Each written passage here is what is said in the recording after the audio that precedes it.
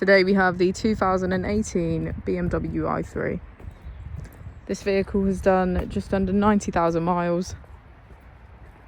It has an automatic transmission and a fully electric motor.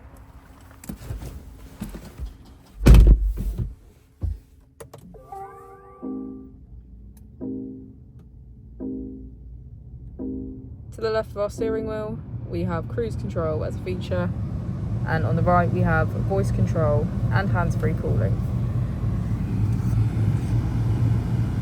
Just to the right is our automatic headlights, as well as automatic wipers. Moving on to our screen, we can access media, communication, map and navigation. If we put the vehicle into reverse, we can see that it comes with front and rear parking sensors. Below our screen is our climate control with heated seats on either side.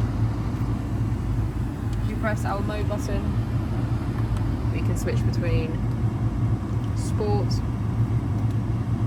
comfort and Eco Pro.